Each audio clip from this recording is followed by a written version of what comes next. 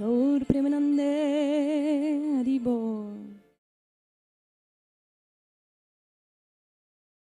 Okay, let's do some prayers first and then we'll start.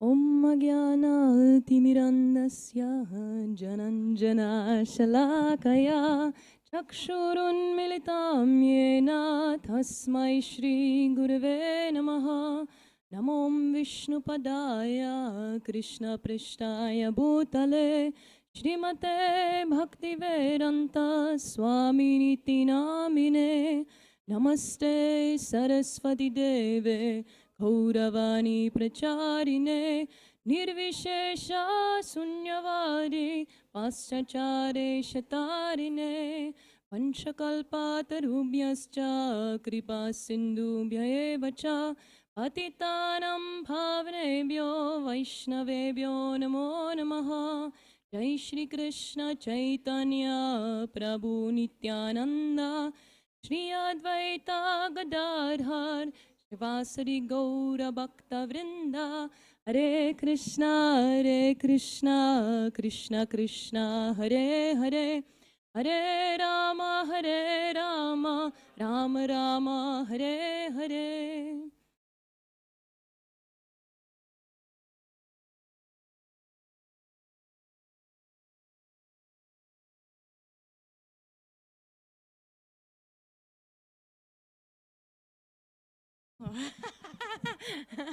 Okay. Yeah. So we already spoke about one event that made yesterday special, which was the departure of Dada Sharan Prabhu. But there was another special celebration day. I don't know if someone remembers or knows. Yes, so Srila Prabhupada arrived in Boston, in America. So Srila Prabhupada is the one who gave us everything, right? He gave us the Hare Krishna Maha Mantra, he gave us the philosophy, he gave us a lifestyle, he gave us association with each other, he gave us temples all around the world. And it all started actually yesterday when he arrived 60 years ago on the harbor of Boston in America. And yeah, his travel was not without any obstacles, I would say. Does someone know how long he was on this boat? A little bit much.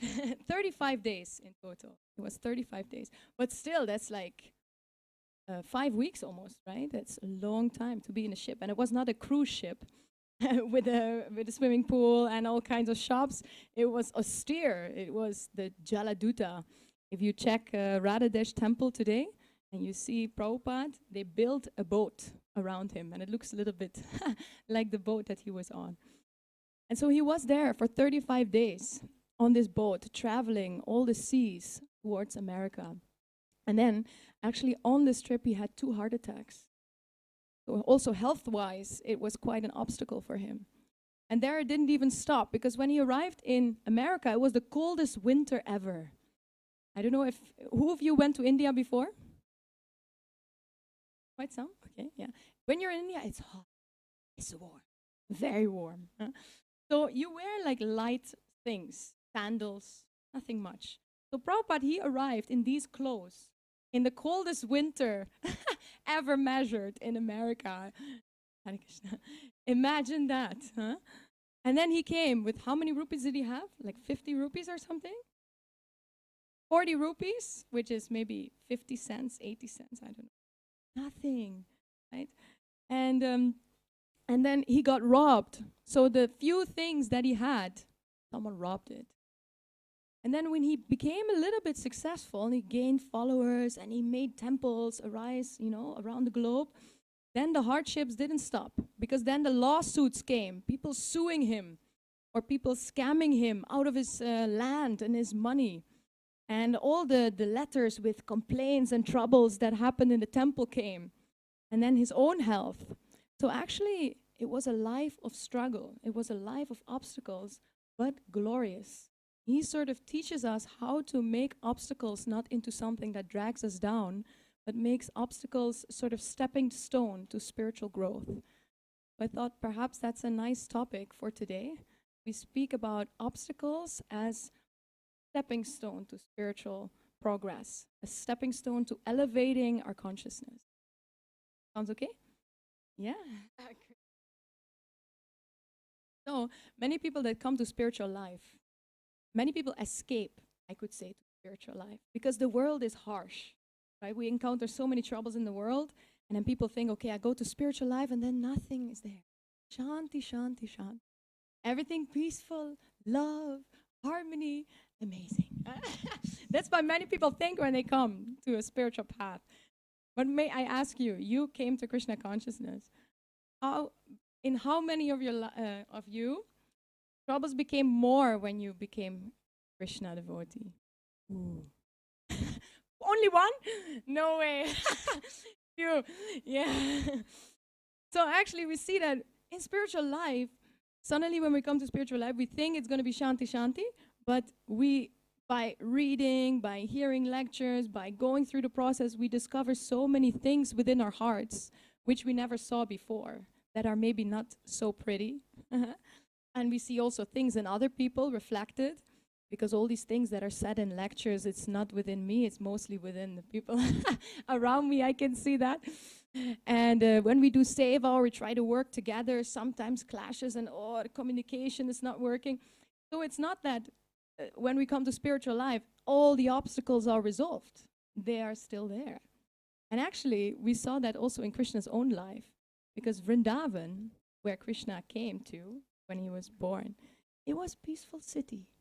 It was nice little river, a few people with cows there, nice houses that they built, a few cows so they, milk them, they have enough. And then Krishna came to this village.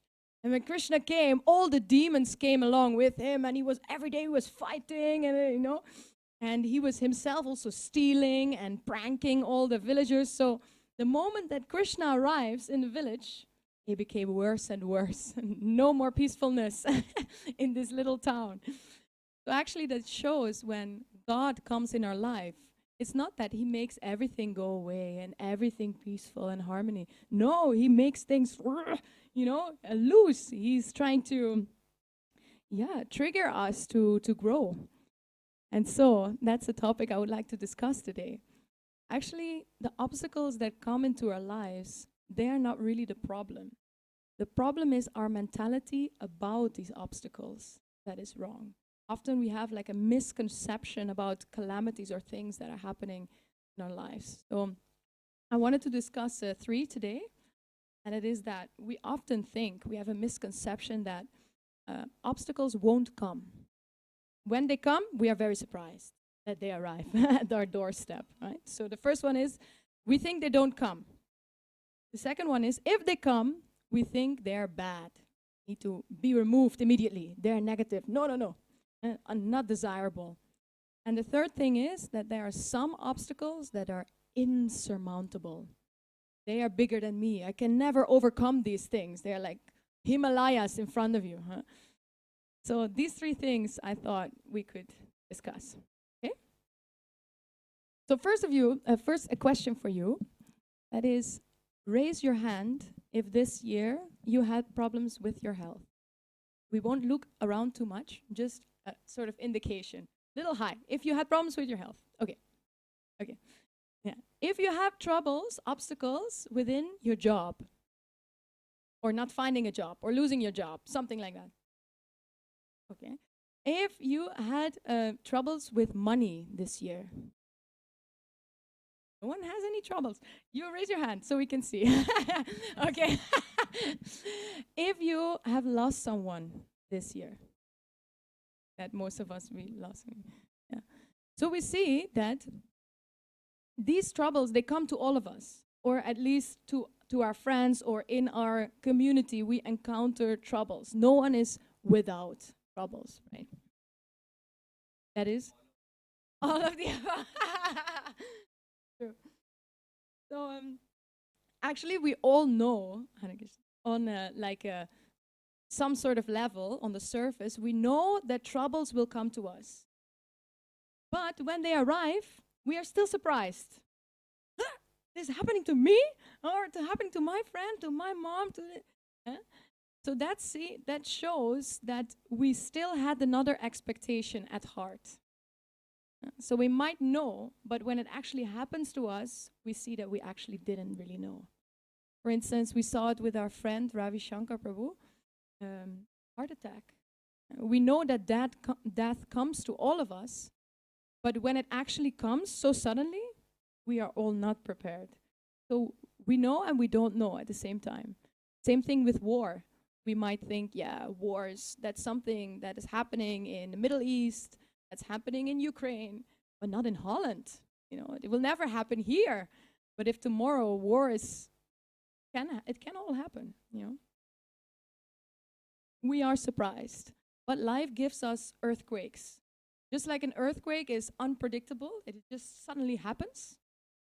So we say we also have life quakes. Everyone has life quakes in their lives.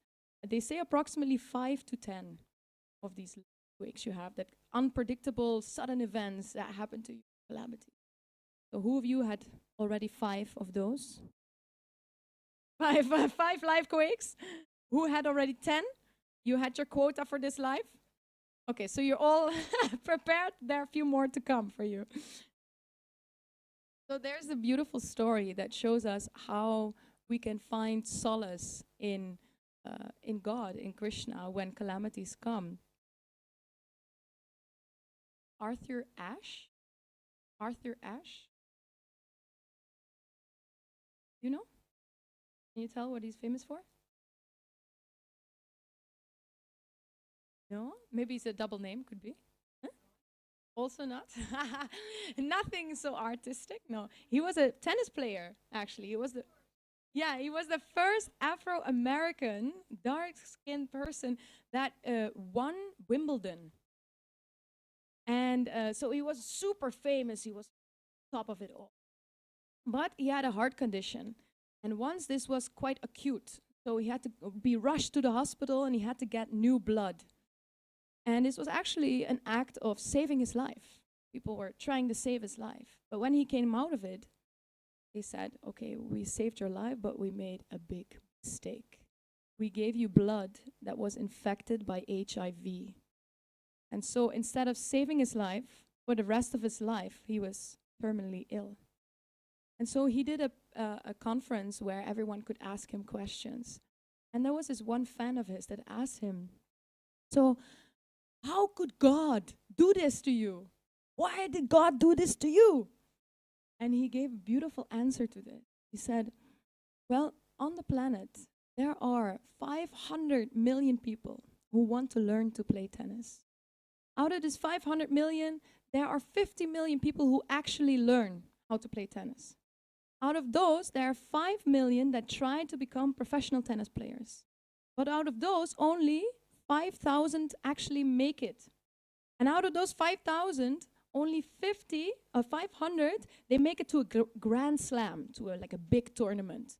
And out of this 500, only 50 make it to Wimbledon, the most prestigious event.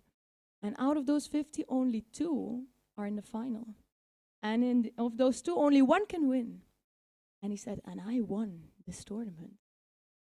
But when I won, I didn't ask God, why me? So when calamities happen, why am I asking God, why me? I thought this was so beautiful, right? We only ask God, why me? Why is this happening to me when something goes bad? But mostly when something goes good, we don't ask God anything.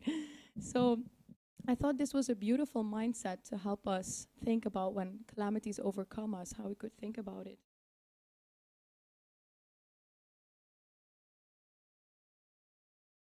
Chapter 8. Krishna is speaking to Arjuna and is explaining sort of how the world works. Says, from the highest planet in the material world down to the lowest, all are places of misery wherein repeated birth and death take place. So he's saying every single place where you can be, every dimension within this material world, there's going to be misery and there's going to be birth and death.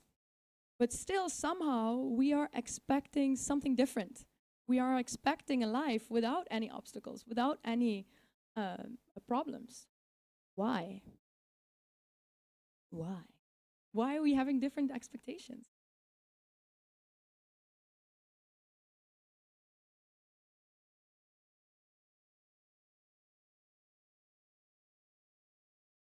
They say actually we expect a life without obstacles because there is, or without suffering, you could say, because there is something within us that doesn't know any suffering, that is resisting suffering.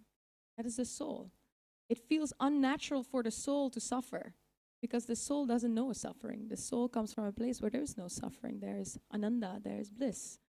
So actually, the way that we are fighting against obstacles comes from that we're actually having a nature within us that doesn't know this stuff. And that's a beautiful indication. That's the soul. So that was the first one. That we think obstacles will not come, and if they come, we're surprised. So a few tools to overthink when they come to us. The second one was that we have a misconception about obstacles, that we say they're bad. Once they come, they need to be gone as fast as possible. I don't want these things in my life. It's undesirable. It's stopping my progress. Ah. But actually, we don't really know at this moment what is good or what is bad for us. We think we know, but we don't really, because we are limited, right? We are limited beings. Our body is limited, our mind is limited, our capacities to distinguish what is good and bad is in that sense also limited. There's a nice story about a Chinese farmer. Have you heard this story? Farmer? There's actually a lot of stories. Maybe I take Bhagavatam. That's maybe for the Asasa. There's a nice verse. Let me get it in the sixth canto, where there's a king speaking. His name is Citralekha, and he's saying something beautiful. He's saying, he's asking actually, this material world resembles the waves of a constantly flowing river. Therefore, what is a curse and what is a favor? What are the heavenly planets and what are the hellish planets? What is actual happiness and what is actually distress? So he's asking, right? What is actually good? What is bad? What is heavenly? What is hellish? And his life of this king is a sort of example for that. Because he was a king, he had fame, he had power, he had everything, right? So he was on top of the world. He was happy. But then he didn't have any, how do you say erfgenaam in English? Heir, like a son to inherit all of his wealth and all of his wisdom. Heir, yeah. So he was again sad. So what happened? The sages came and they blessed him that you're gonna have a son. So feeling happy again. But then they said, but he will be the cause of your both your happiness, your greatest happiness, and your greatest distress. So again, fell down. But then when the son came, they were so happy. It was such a beautiful child. It was, a wonder that happened to him. So they were on top of the world. But then he had so many wives that couldn't get children, and only one woman, one of his wives, got this child. And all the other ladies, they got very jealous. So they made a plan to kill this child, to poison this child. So when the child died, again, he fell. But then the sages came, and the sages gave him beautiful life advice, which we can also read in the Bhagavad, beautiful wisdom, that he elevated his consciousness and he became sort of enlightened. So again, he was rising up. So his whole life, it went like this, right? Once I asked one of my teachers, I said, oh, life is always going up and down. She said, dear, life is not like this. Life is like this, she said. And I was like, oh no. She said, the worst is yet to come. But yeah, actually, we could ask, welcome. We could ask, why is Krishna doing this to us? Why is God, does he want us to suffer? Right? Why? You tell me. Why does Krishna bring us up and down, suffering, happiness, suffering? Why?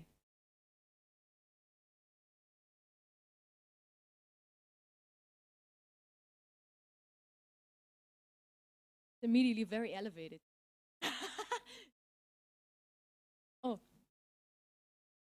yeah. So there's a story in the Bhagavatam where Kunti, Queen Kunti, she prays for more suffering so that she can be closer to Krishna. So yeah, in a sense, suffering brings us closer to Krishna. Yeah. Other other answers? Why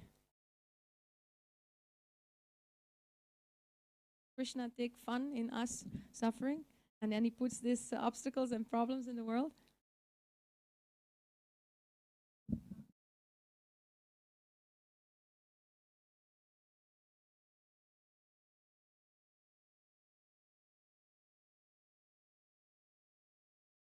No, he said Krishna put the sand in the sweet rice.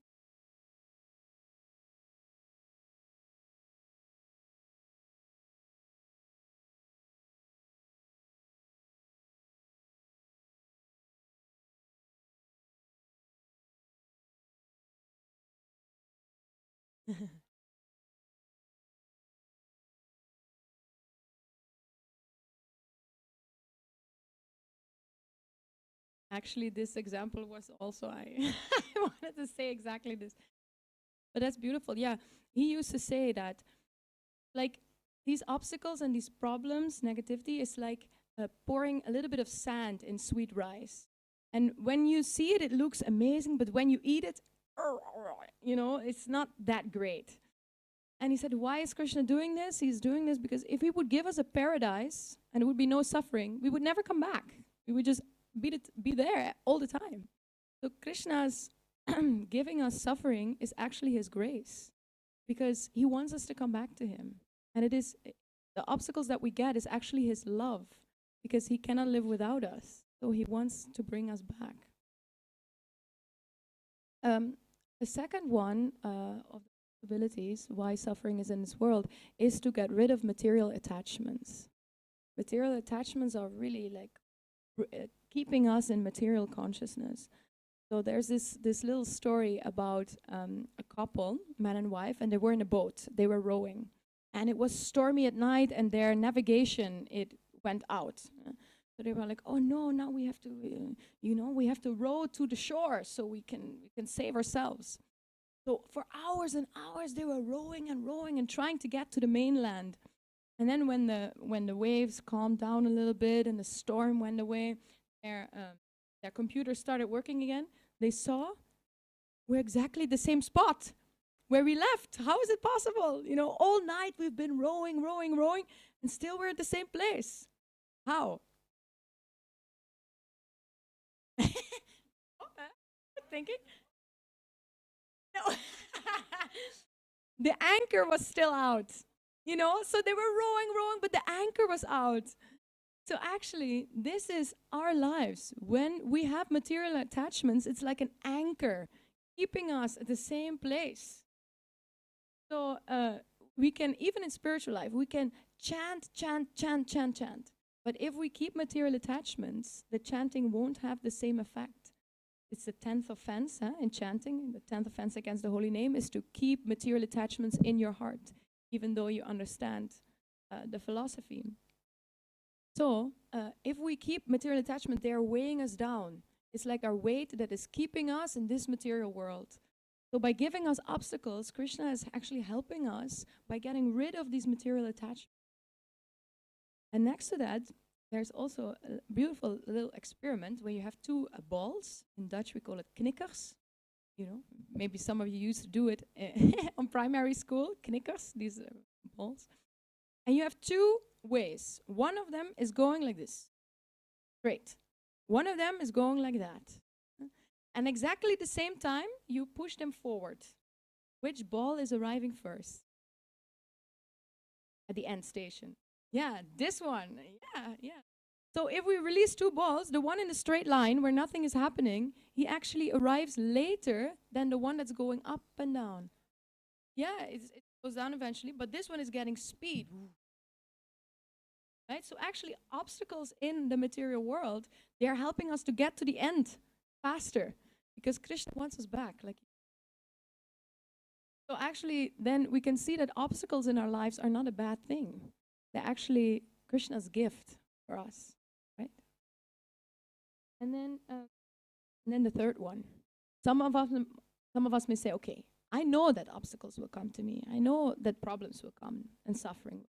I know it. And I know that they also have something good inside of them, some lesson, something I can learn from. But I have some of these obstacles, these things within me that I can just not resolve.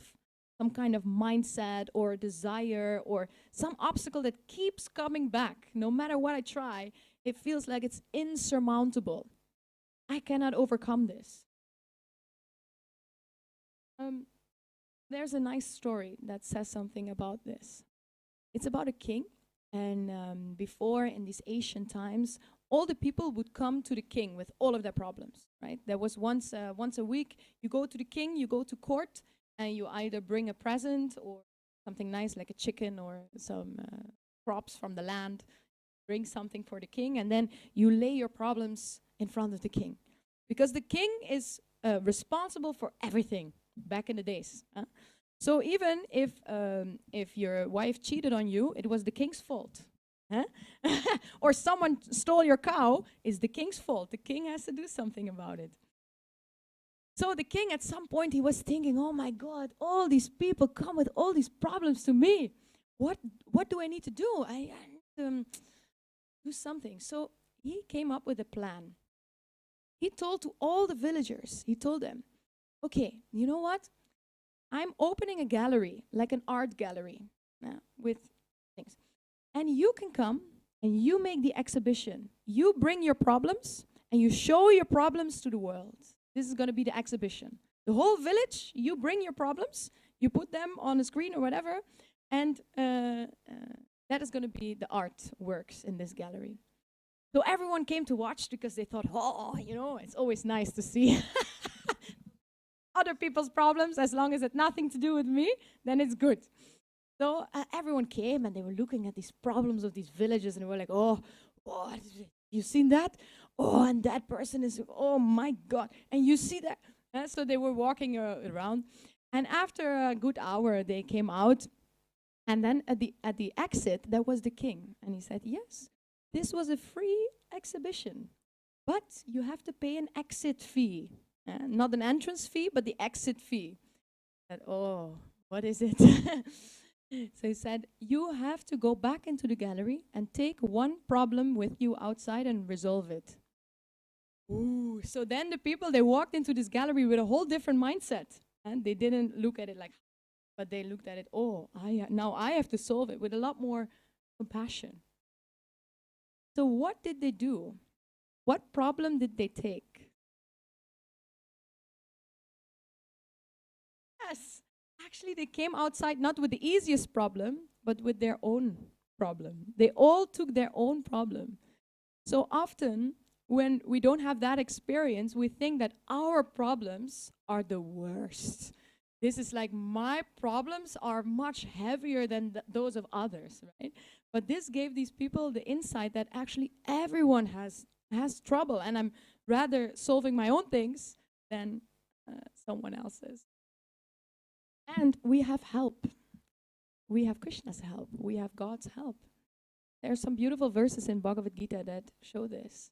Actually, if we look at the first verse of Bhagavad Gita, one of the first things that Krishna says in the Gita, so not first chapter, but second chapter, where Krishna starts speaking, Krishna says something, and at the end, he says the same thing. And if he's saying something right in the beginning and right at the end, it must be something important. What is it? What does Krishna say? Do you know?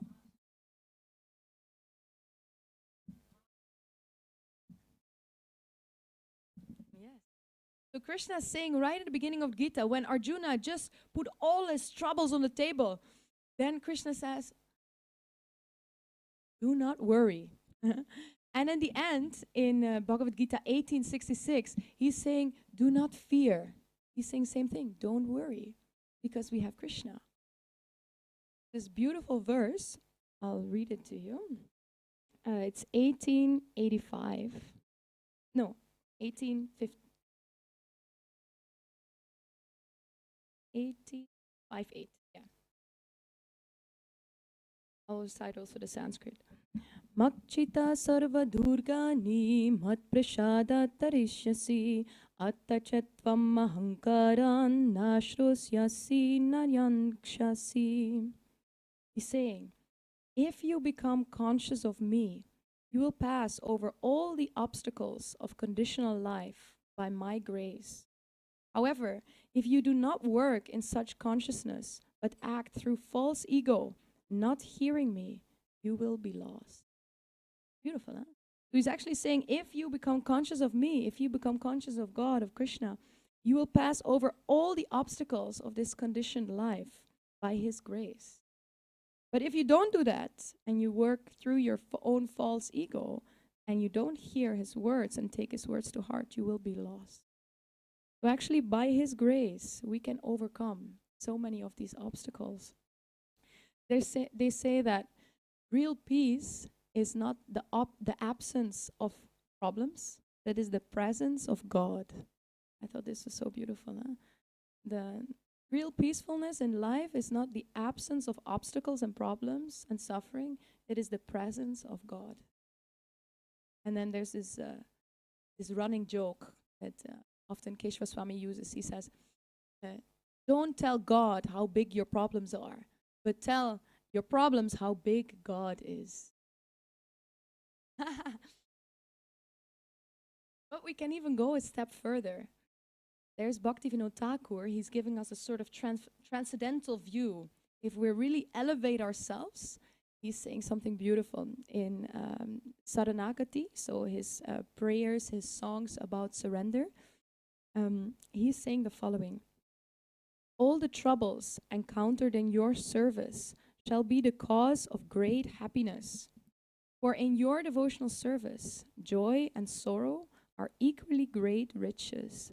Both destroy the misery of ignorance. So he's actually saying that all the troubles that I encounter while serving you, Krishna, God, they are the cause of the greatest happiness. Because in both my joy and sorrow, or actually in devotional service, both joy and sorrow, they are equally great because they both destroy the misery of ignorance. So here he's not saying, okay, we have to tolerate these difficult things that we run into in life. He's saying we don't just need to welcome them in our lives because they can teach us something, but we have to see the troubles and the problems in our life as the greatest happiness. That's a little elevated, huh? But why would he say such a thing? Why do you think he says that?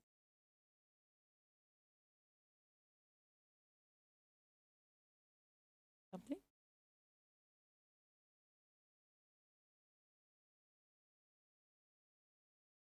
But why?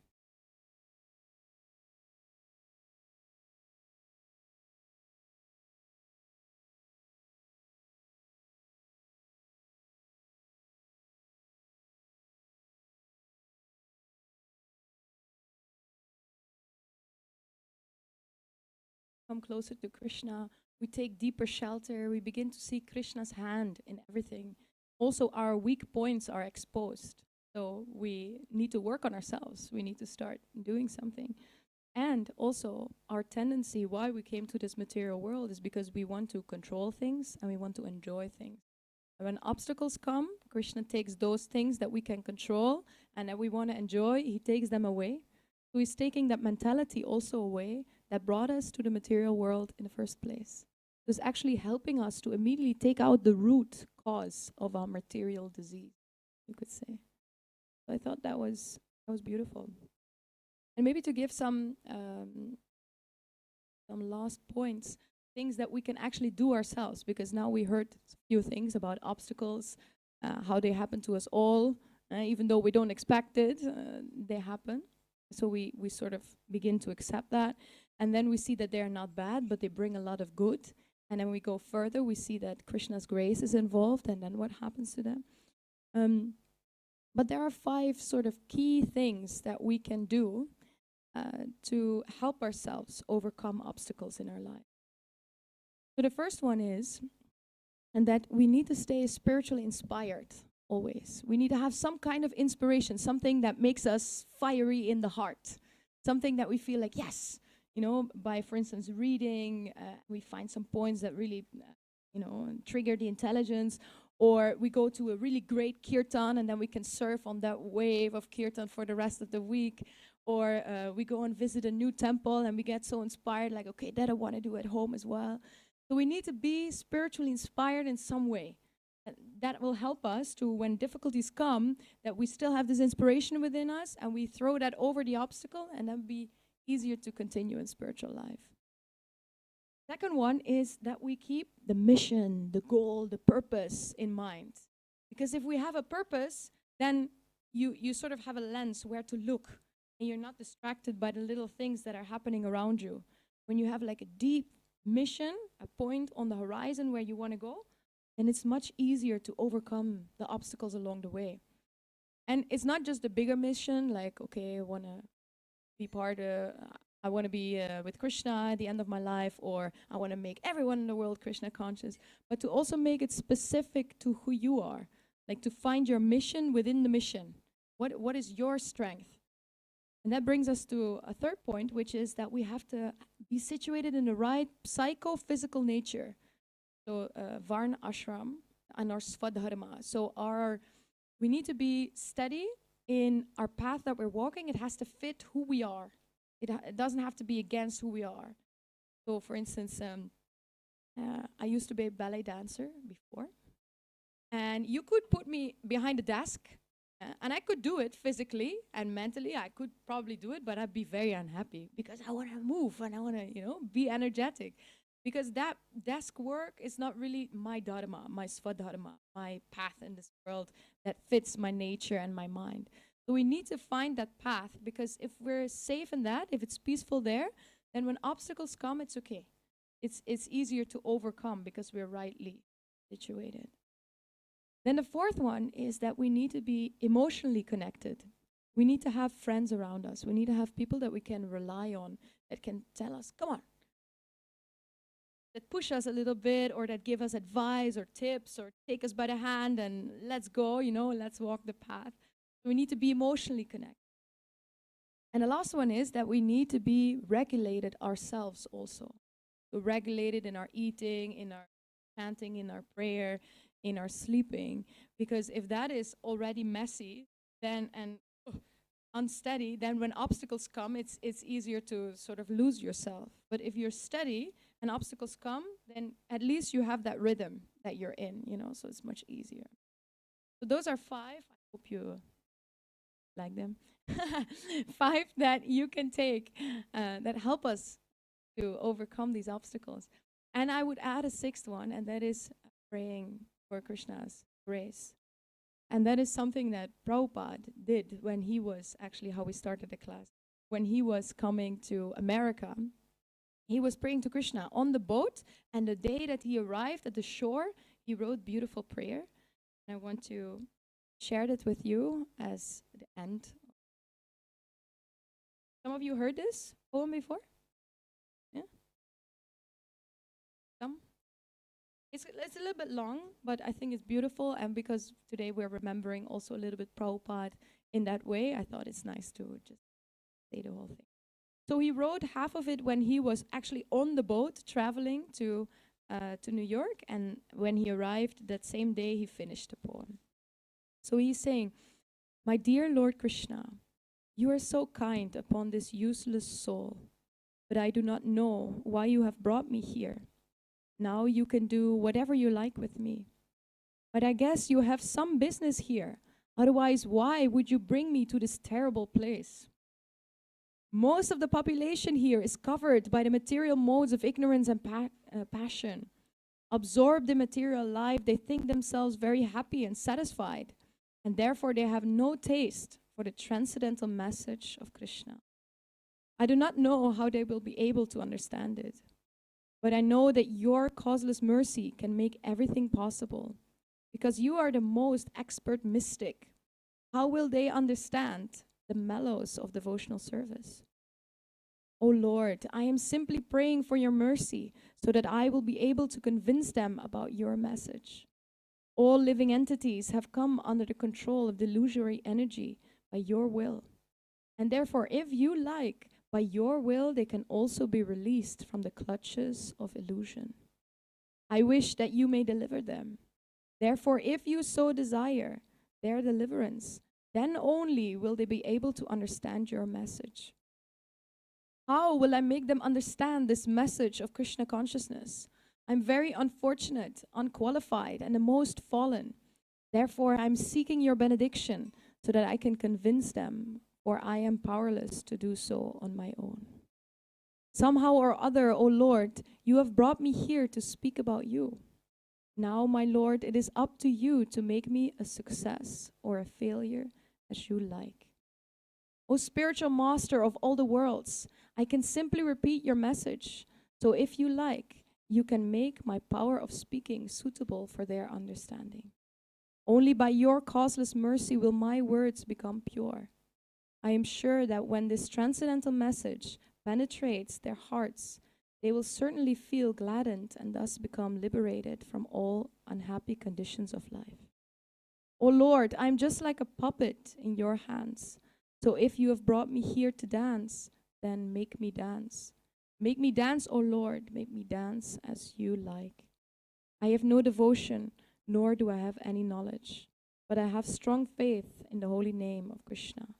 I've been designated as Bhaktivedanta, and now, if you like, you can fulfill the real purport of Bhaktivedanta. Signed, the most unfortunate, insignificant beggar, A.C. Bhaktivedanta Swami. Haribol. Jai Srila Prabhupada ki Jai. So those were a few things that I hope to share with you. So if you have any additions or things you would like to share, please feel free.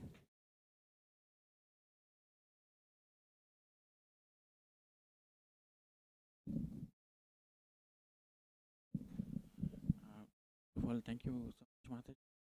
Obstacle topic was important.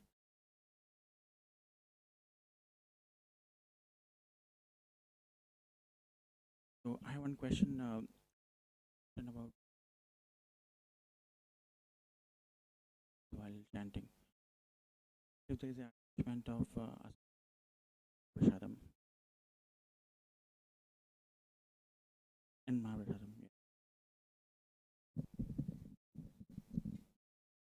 Well, actually, the attachment to Mahaprasadam association, those are kind of divine things, right? So they're spiritual attachments. They're not material attachments. Because the more prasadam you eat, the more you spiritually enliven yourself. You make every cell into spiritual DNA.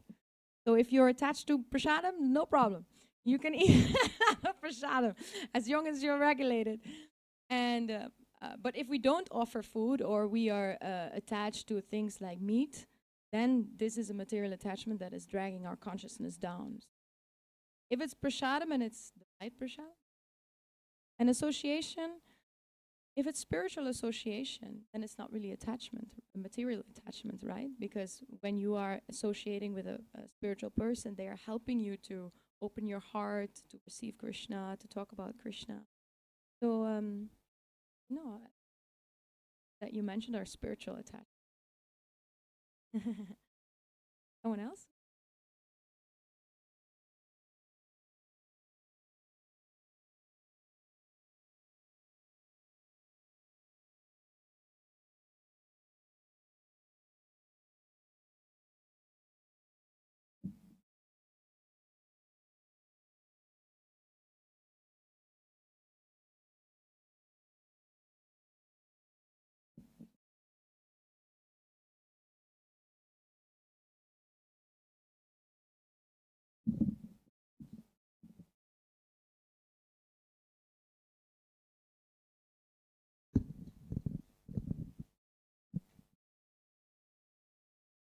Hare Krishna.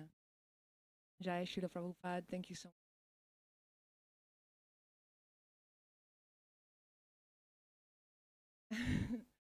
much. I was just thinking states where I actually got attached to certain suffering because it brings you elevate. Contemplating how can we that same found that need, that suffering.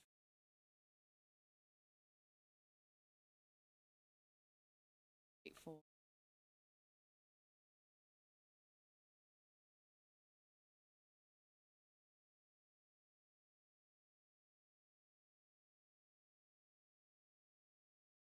Very nice question. Beautiful. I don't know if I can answer it, but I'll try. And other people, please feel free to add things if you like. The one thing that I immediately sort of heard from the inside come up is Prabhupada is saying, chant and be happy. What's the difficulty, right? So Prabhupada, he always brought it down to very simple level, even though he had so many things to manage all at the same time. So many centers, like 108 centers all over the world, so many worries on his head. But still he said, chant and be happy. He brought that all down to like sort of one sentence. So he made things simple. And he said also, Krishna consciousness is simple for the simple and complex for the complex. So I think if we try to simplify life, at least in our inner state, in our mind, then by doing the process,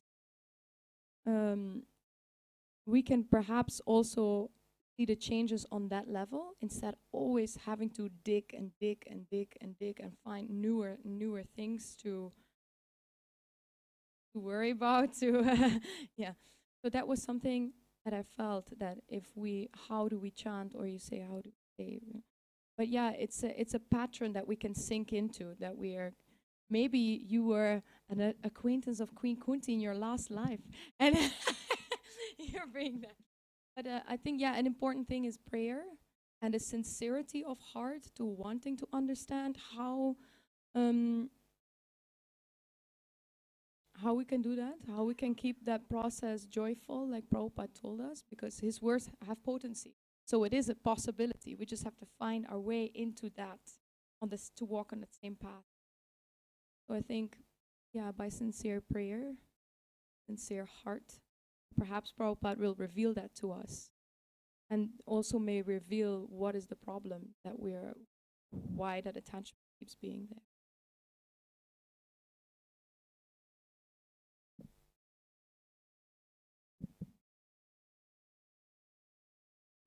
Yeah, I heard a short clip by His Holiness Radhanath Swami, who happens to be your Guru Maharaj. So I try to repeat it here about this topic of suffering. He was saying that there's so much suffering in this world, the sufferings of the body, the mind,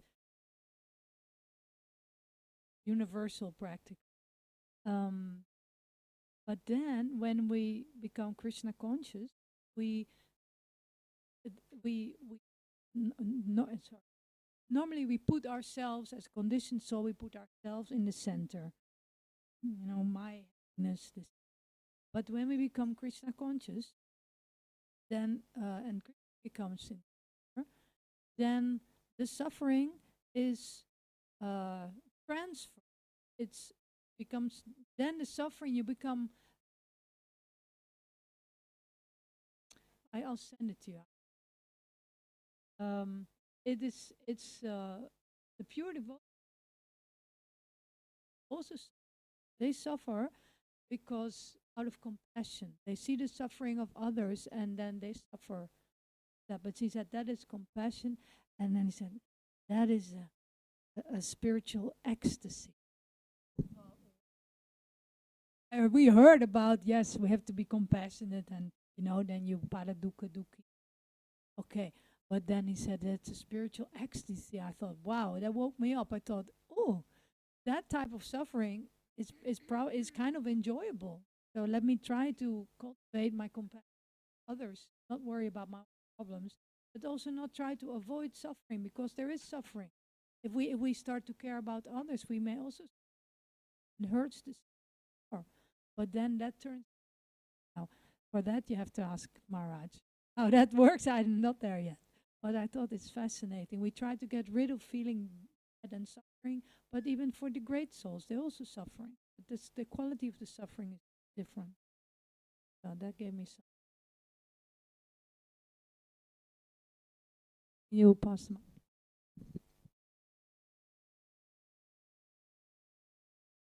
Yeah, there's one thing that you said that also made me think that I read in a book about mind, Manashiksha, something like that. You know this book, Manashiksha? Yeah, it was saying that what our heart wants is to experience bhav eventually, right? Emotion. So how we try and experience that in a way here in the material world is that our heart contracts and then it expands, and it contracts and it expands, and that's how we experience emotions. So as long as um, we are looking for that expansion and contraction on a material level, the world, we will find things that will happen to us, you know, that our heart will do that.